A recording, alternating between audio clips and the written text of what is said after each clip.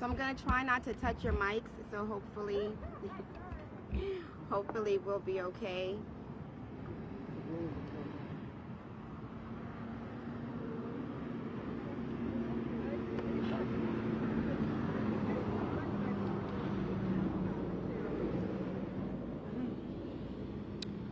So thank you all for taking the time to come out today. On behalf of the entire town council, our town manager, and our police chief, it's a heavy day. I didn't expect that we would be here having this press conference on Tuesday after having such an impactful candlelight vigil on Thursday, honoring the life of George Floyd and bringing to light that Black lives matter all day and every day. But on the night of the vigil, a young man and his mother, who you would hear from shortly, was in one of our stores just down the street, and someone decided to taunt this young 8-year-old boy and his mother with the N-word throughout the store. That maybe, you can say, okay, Bloomfield, that's just one incident. But shortly thereafter, another young man was actually in his own neighborhood, walking in his neighborhood, and a white man pulls up next to him and asks him, what is he doing here? Let me see your ID. And he brandishes a gun. That says enough is enough. Bloomfield, we are not like that. And what I'm here to say today, with the support of everyone standing behind me, that's what we're not gonna do. That is not who we are. We will not accept any form of racism. We will not accept it from those who live here and those who come to visit here. Bloomfield is our home. Bloomfield is our town, a rich, diverse town, a welcoming town. So today is your public service announcement. Today is your one-time free announcement. We will not tolerate that. We will not let it go. And we will call it out all day, every day. And if we have to do it on a press conference, that is exactly what we will do. So I'd like to thank the press for coming out. I'd like to thank our police chief, Chief Hammock, and the Bloomfield Police Department, because when they were made aware of these two incidents, they jumped on it right away. So you will hear from our chief as to what has taken place. You will hear from the families that had to endure this injustice, this vile, nasty behavior. We will not tolerate it. You're gonna take your knee off our necks, and we are going to breathe. So at this time, I would like to call Ms. Marvianne Duncan.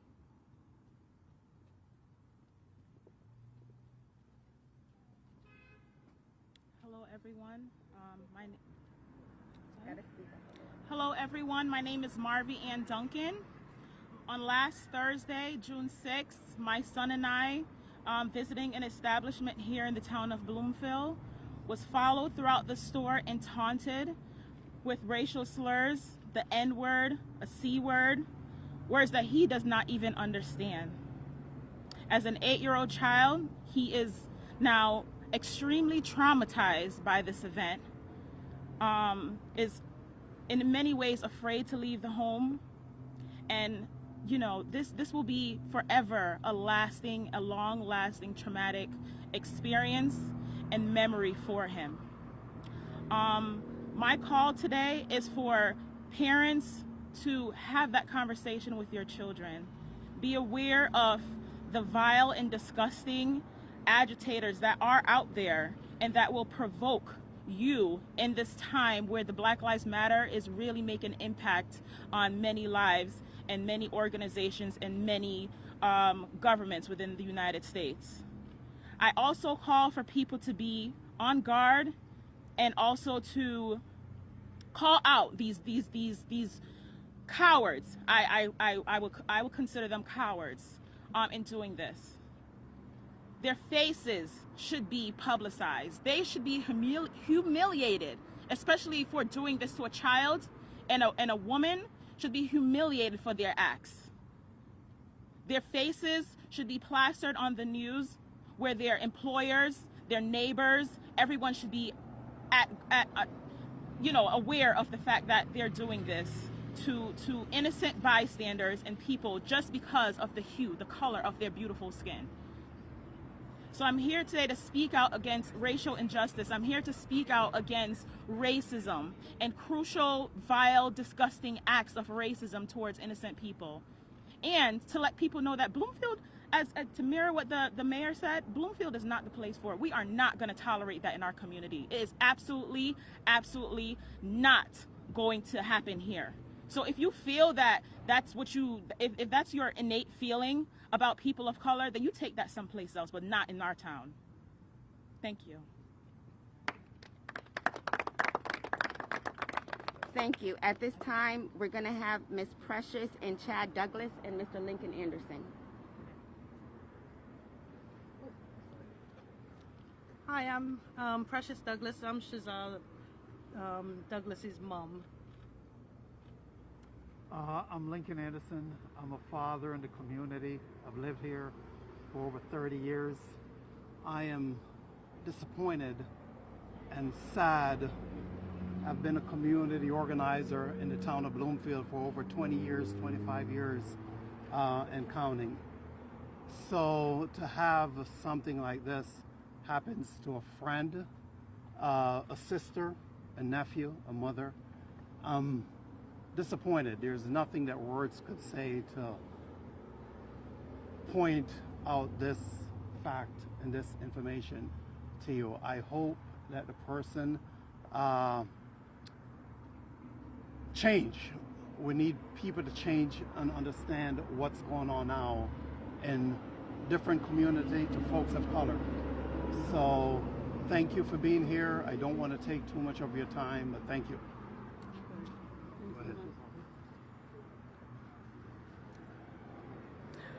I'm taking off my mask, and my name is Barbara Frankson, and this is my cousin.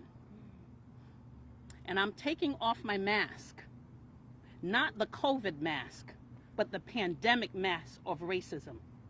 Too long have we had our talks with our children, our black and brown children.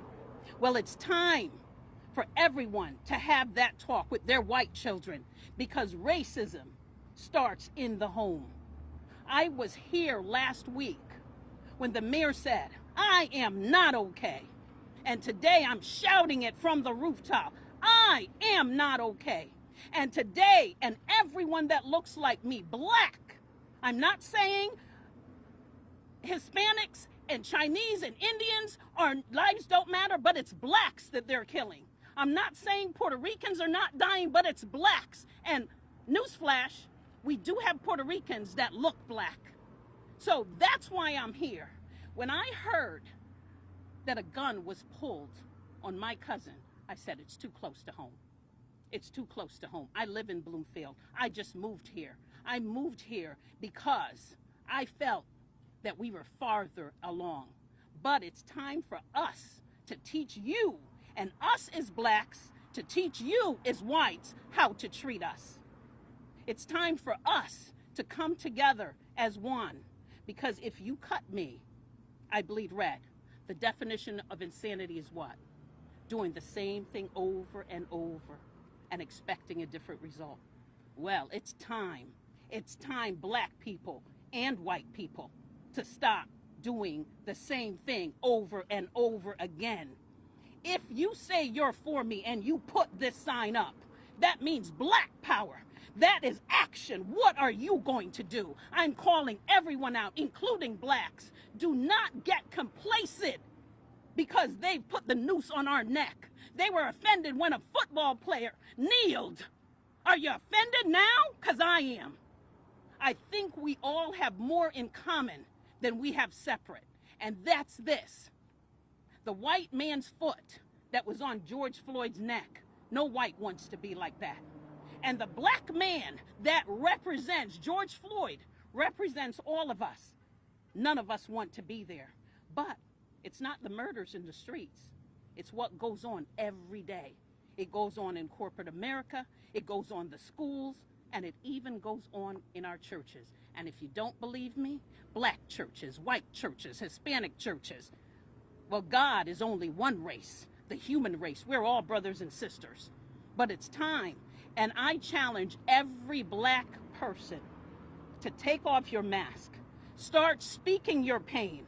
There is no one of us. I have been pulled over by the police when I started my job at 27 years old and told, not even insinuating that I was pulled over, you were pulled over because you were black. Well, enough is enough. Rodney King said, can't we all get along? But until you know my story, you can't see your white privilege. Until you see my black on privilege. Well, it's time, black people. I challenge everyone here that is black to take off your pandemic mask of racism and say enough is enough. Don't just put your hands up. Don't just wait until this dies down.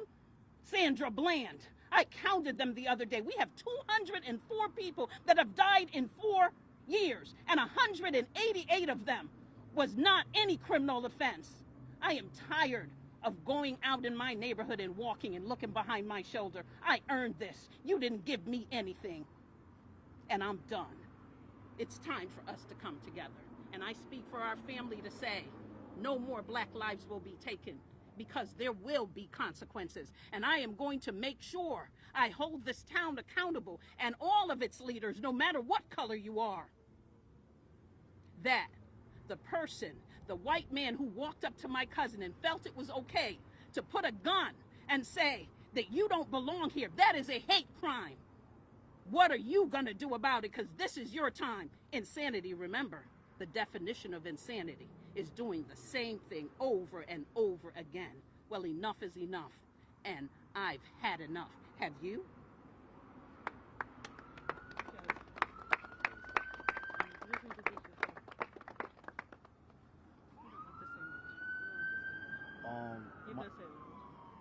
My name is Chaz Douglas. I'm Precious. My Precious Douglas is my mother.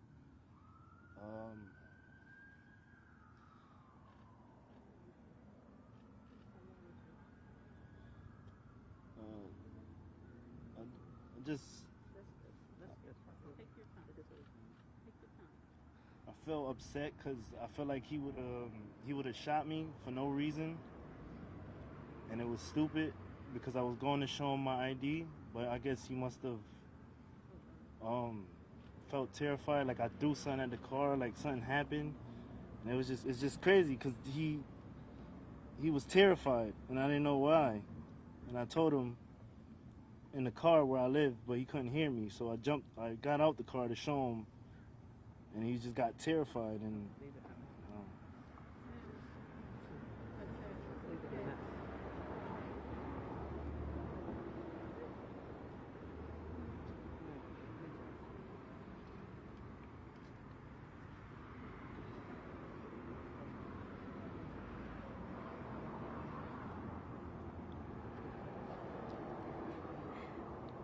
I'm so sorry.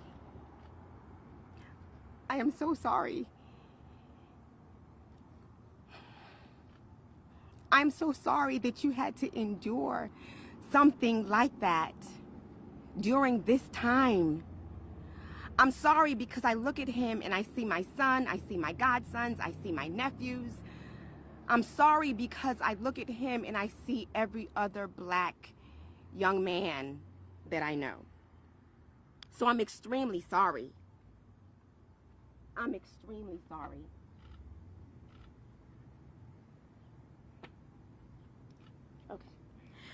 At this time, we're going to ask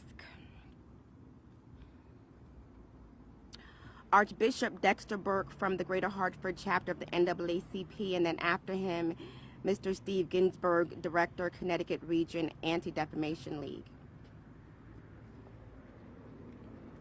Good afternoon. My name is Dexter Burke. I'm from the Greater Hartford NAACP, and these recent events has really shocked us, but in some ways it shouldn't. These are the events that black folks have lived for centuries. These events should motivate us, blacks and whites, to come together under one banner with one voice and call out these dirty, coward bastards who decide that racism is good in 2020 America. Let me tell you something. I put on the uniform and served this country. I went overseas. I serve for all the values and principles that this country represents. But at times, we feel ashamed of what it does to its very citizens. Blacks, all black life matter. And it's time that white folks go home and tell your friends, go home and tell your family. It's just not okay to come out to vigils, to come out to press conferences and stand with us. We need you to act. We need you to do something. We need you to contact your legislators. We need you to contact your police department. And when you stand in conversation with these racist bastards, tell them they're wrong. Don't just stand there and act as if it's cool or it's okay. Don't just stand there and smile or stay silent. If you stay silent, you're guilty as them. And so we ask all of you, let's work together to end this vicious cycle of hate and racism that's plaguing and killing our human race. These events in Bloomfield are not isolated incidents. They're not something to just pop up in recent time. They've been happening for years and years and years, and it's time it stopped. And it should stop with you and I. And so the NAACP is taking these actions and these incidents very seriously. We're looking into it, and we will be addressing it in various ways. And like the sister said, there will be consequences. We are tired of just going out to vigils and holding press conference. We are ready to act, and it's coming. Thank you. Yes, sir. Yes, sir.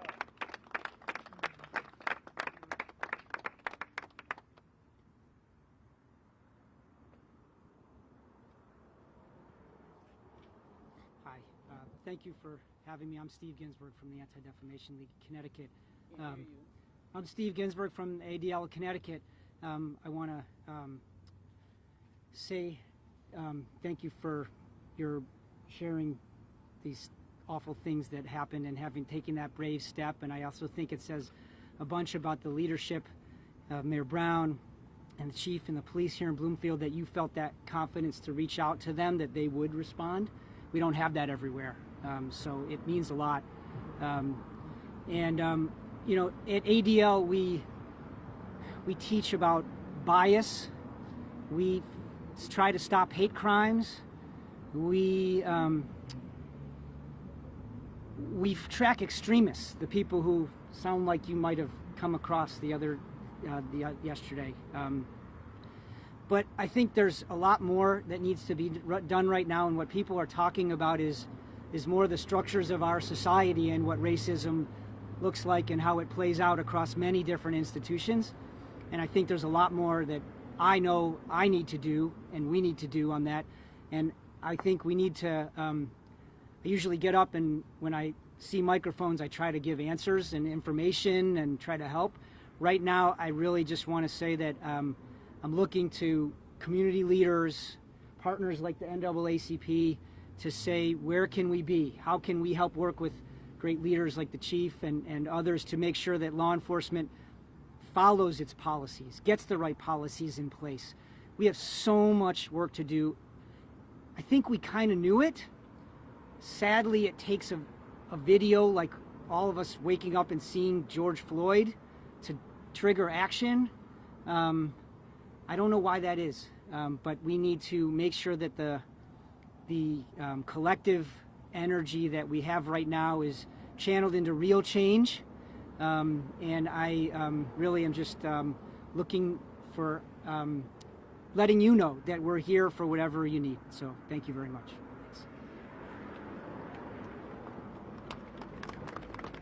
Thank you. At this time, I'm going to call our state delegation, our State Senator Doug McCrory, and our State Rep Bobby Gibson. Listen, thank you. 2020, vigilante groups trying to intimidate us. It's not going to happen. It's not going to happen. This young man's alive because someone had that conversation with him. We be prepared, act accordingly, because he was acted out of character. He could be dead by now. This is what I need the media to do. I need that man's face plastered on every TV screen in the state of Connecticut. I want his employers to see what type of person is working for him, because that man might be in charge of something. This is what called systematic racism. He might be in charge of hiring at a company, and you wonder why we don't get employment opportunities. He might be working at a bank, and you wonder why we don't get mortgages. He might be working law enforcement, and you wonder why we're always on the ground. He needs to be shown across the state of Connecticut so everybody can see who he is. We're not going to stand for it. It's a new day. And we have allies, young allies, who are white, who are out there marching with us. They don't want to live in a society which our parents lived in and our grandparents lived in. They want to see something new and different. I'm asking all of us, when you see injustice, stand up, say something. Black folks, be bold, work together. Don't be afraid. Don't be intimidated by bigots. They exist among us now, they existed among us back then, and unfortunately might be existing in the future. It is our time to show these bigots that we're no longer intimidated by you. We're gonna call you out, we're gonna call your employers out, we're gonna call your families out. That's what needs to be done. That's the turning of the corner. Bloomfield doesn't stand for this. The man bothered no one, minding his business, and someone wants to come and intimidate him. Law enforcement, please, to the fullest extent of the law, charge this man. Because for far too long, he did it because for far too long, so many other people did it and got away with it. No one cried out. We went home and just told our parents, and our parents were just hanging in. No longer we're not hanging in there. We're breaking away to change, mentally and physically. So young man, whatever you did to stay alive, the conversations I had with my son, it worked this time. Next time it might not be successful. But again, we must be steadfast in our efforts to change this society one person at a time. And I think we're going to be able to do it. We're going to propose legislation in our session to deal with these issues. We cannot continue this way.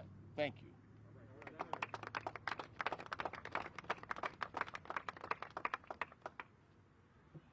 Good afternoon.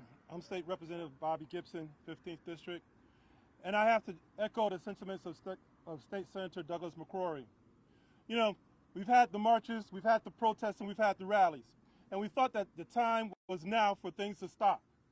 But it's evident that the same racism, the same things that we had to deal with years ago is still here. We're asking and saying, what's going to happen when the dust settles? What's going to happen when the rallies stop?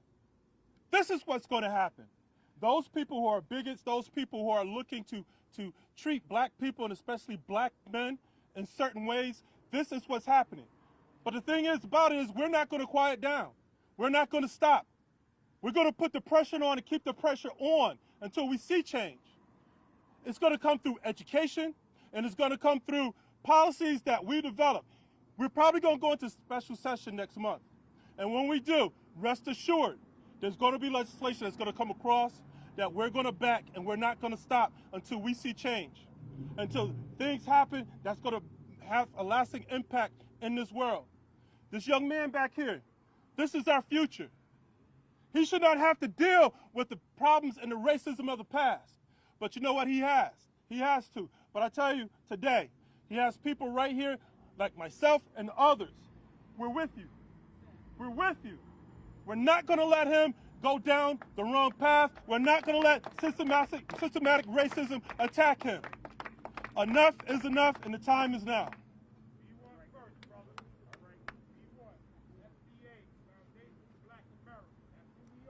So I want to say thank you to all our speakers. Thank you to the family for coming out. Thank you for you to come out. I'm sorry. I know that, once again, I did say the chief, as soon as he was made aware of this, the police department was on it. On Thursday night, when we heard of the situation with the young man at the pawn shop, the chief made sure that he was on it. When we found out about Chad back here, I called the police chief. He was on it. So I know that some people are having issues with the police, and I can also say that they're not perfect, Chief. You're not perfect. But I can tell you that the police department here in Bloomfield, they try their utmost best to protect the citizens of our town. They try their utmost best to make sure that our concerns are addressed. So at this time, I will invite our chief, Paul Hammock, to the podium. Thank you, Madam Mayor. Good afternoon, everyone. A lot of great words said this afternoon. I certainly stand here as the police chief and a representative from the police department to not only condemn racism and racist acts in our community, but to commit to the best of our efforts and our abilities to investigating those issues and taking action when we can and when we have the facts at our disposal. So. With that, I'd certainly like to answer any questions you may have about either of the two incidents. What charges do you think will be coming of this so that both families will actually receive some type of justice? So in the first incident from Thursday morning, where the young child was assaulted with racist remarks, both insensitive and completely unacceptable, we are working with the state's attorney's office right now. We have identified who the individual is. We're working with them on the appropriate charges and the appropriate racial bias referrals to the court. So we should have action on that within the next day. On the second case, we did make an arrest on Sunday evening. The individual was charged with interfering with a police investigation, disorderly conduct, and a racial biased crime report was also issued and referred. In addition, we went and seized all the firearms he had in his residence, and we've done a seizure warrant for those firearms so that we can keep them permanently, and we revoked his pistol permit temporarily until we can review that in court.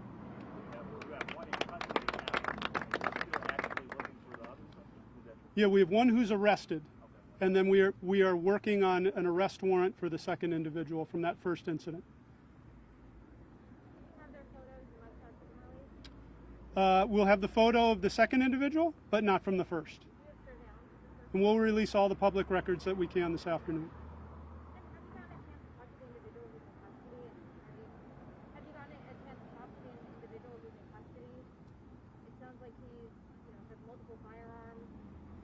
Yeah, he has been charged. He's been released on bail because of the pandemic crisis response at the court level. Keeping people in custody has been very difficult, except for exceptional charges. So his court date, I believe, is next week to appear in Superior Court. I couldn't hear you because of... He described himself, he's self-described as a neighborhood block watch person who was out there patrolling the neighborhood for anything suspicious. He says that he saw the young man in the neighborhood, he thought that he was suspicious, and that he was taking a picture of his license plate when a conversation ensued, and he displayed a firearm because he said he was scared. But being scared is no reason for taking aggressive action like that, and that's why he was charged by the police department. It's unacceptable.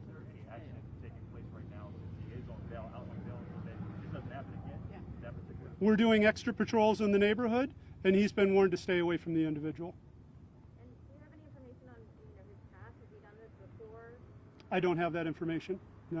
And is there any response that he's allegedly... There's a neighborhood association, and members of that participate in monthly block watch meetings, but there's not an associated block watch there that's affiliated with the police department.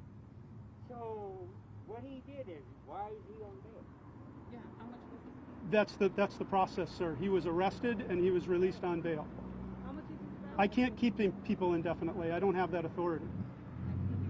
How much is his bail? His bail is $1,500. 1,500. That's right. Wow. That's correct. I mean, I can pay that right now. I mean, what? I don't understand. Sir, again, we charged him with the charges that were appropriate to the extent that we could. The legislation, I don't develop that legislation, but I will enforce it, and every member of this department will.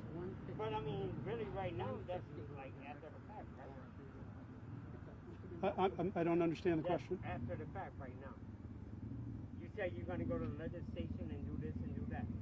Isn't that really? No, but we took the appropriate action, given the laws that we could enforce and the legislation on the books, to fully investigate and enforce this case, and made an arrest immediately and seized the firearms. I'm sorry? We work with the bail commissioner to set the bail in the state of Connecticut. That's not set by an individual police officer, it's set by the state.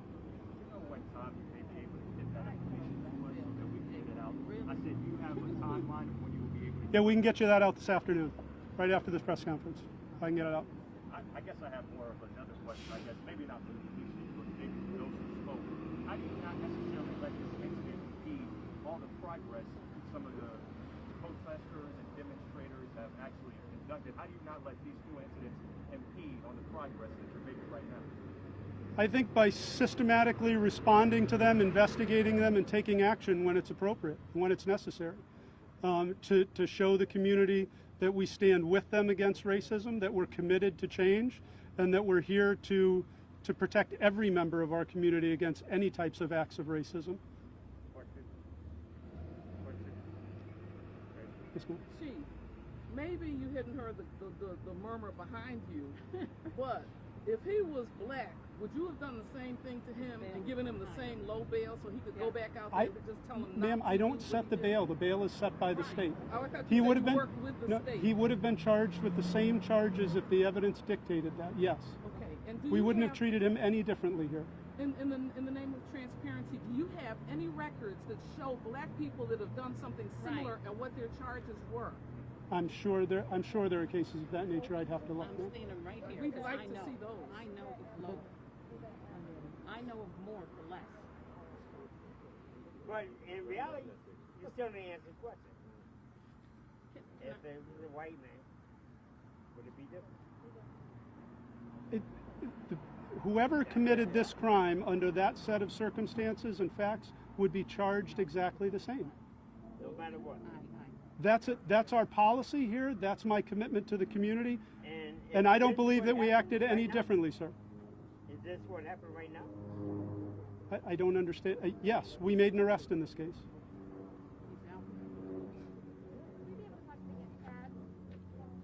I'm sorry? Yes.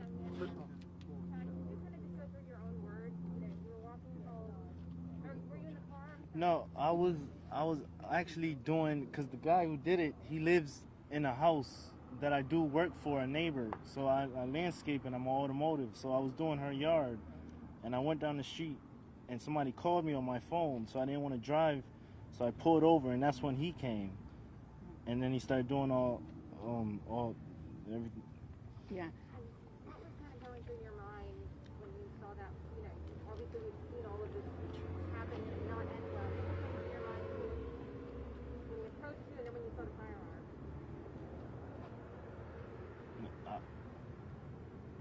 I was just thinking he was just gonna shoot me for no reason. Like, he would have been stupid. Like, I would have died, and then he would have. I don't know. It was just like I felt like it was a mistake. He was kind of like aggressive a little bit. I don't know why. I was just trying to tell him where I was from, because I wanted good vibes in the neighborhood. I didn't want to I didn't even want to press charges, but they You have. Somebody who is your neighbor, who has probably seen you, you know, there's a good chance. Yeah, I mean, he waved that. There's a couple of there's two. He lives next door to the person that I do work for, and he drives by and he waves. He waved at me like 2 times when me and the neighbors sitting there. And I thought he was waving at me, but I don't know if he was waving at me. But me and the neighbors, right? So he sees me, and then he sees the same car sitting in the driveway. So I don't know. But he never actually approached you before this. Like, you never had any interaction with him before this, right? I mean, I seen him one time before that, and I just finished doing her yard again, and he called the police on me for sitting in the park after I finished doing the day before. He called the police on him the day before for sitting in the park. The police came and interrogated him.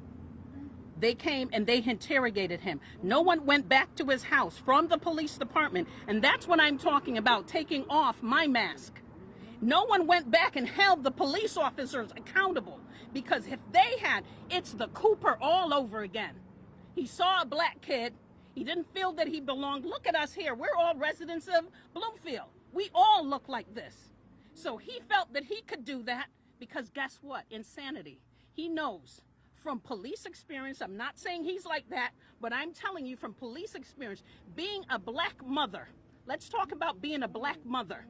My 2 sons, I had to tell them the talk from the first time they were called a nigger. I'm not saying the N-word anymore, okay? So at the end of the day, he saw him, and the police officers should have gone and talked to this man so that when he came back the next time, maybe he would not have come back. And that's why we're saying, stop it when it's this so it doesn't get here.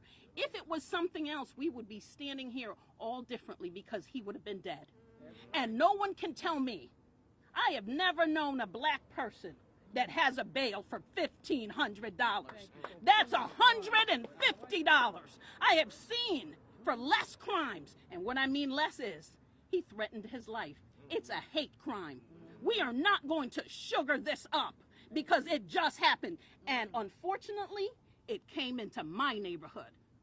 So at the end of the day, $150, is that what he's worth? He's no longer a slave. But that is the mentality that we have. So I'm taking off my mask as a mother, not even my position in leadership, but as a mother. I will not stand by and hear another black man call for his mother.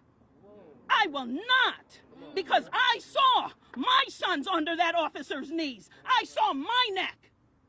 So, no, I am sorry, no disrespect to you, but $1,500, $150, that is not enough. That is the definition of insanity. That is what we've stood and take. And I don't know about everyone else that looks like me, but we're not going to take it anymore. We're not going to take it anymore because this is it. Black Lives Matter is a movement. But guess what? I heard from them on the town hall just down there that we should personalize it. So Black Lives Matter to me because I'm black and I'm priceless.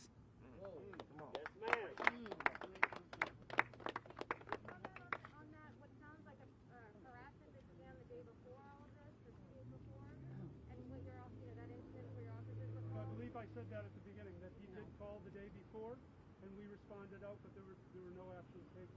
We responded to his complaint, but we didn't take any action. Why? I don't have the details of it. I have to go find the report. So, there was nothing to take action on. Here in Bloomfield, we have work to do, right?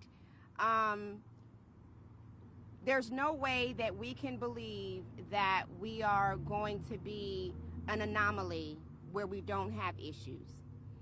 So what I can say is, and I have spoken to the chief about having a citizens review board. I have spoken to the chief about having town halls where the chief can hear from the residents some of the issues that the residents have with the police department and how we can gain understanding. How we can understand that $150 really is not something that's appropriate when you're talking about a hate crime. But we have our legislators here that we're going to support. When they write those bills and they need people to come in and make statements, we will be there making statements. When they write those bills and they need people to come and testify, we'll testify. When they write those bills and we have to march down to the Capitol for them to hear those, our elected officials, we will do that. We have work to do, Bloomfield. We understand that. We recognize that in every single counselor on here, because we've had that conversation. We know we have work to do because we want this community to be a community for everyone. We want this community to be the best community in the state of Connecticut. We want everyone who comes to Bloomfield to feel like they belong. So we're going to put the hard work in. We're going to have those uncomfortable conversations, not the bias training that we do once a year, maybe once a quarter, so that we can understand where we are and what we need to do. I'm glad that we can start the conversation. I'm glad that we have residents who are stepping up to be a part of the conversations and to hold us and our police department and every other leader in the town accountable, because that's what's needed. George Floyd does not have to be another hashtag. And God knows I don't want to hear the words, "I can't breathe again," ever again. So Bloomfield, we might have to be that beacon of light. We might have to sit down and really be real with how we're feeling and how we feel like we've been treated, but how we can come together and move this thing forward. Because we have to. Because this foolishness is not accepted. This foolishness will not be tolerated.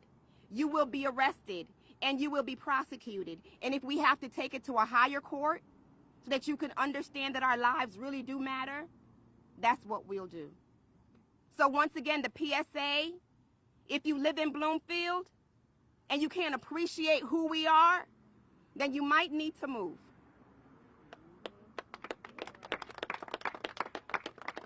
And if you're coming here and you want to change who we are, then you might not need to be here.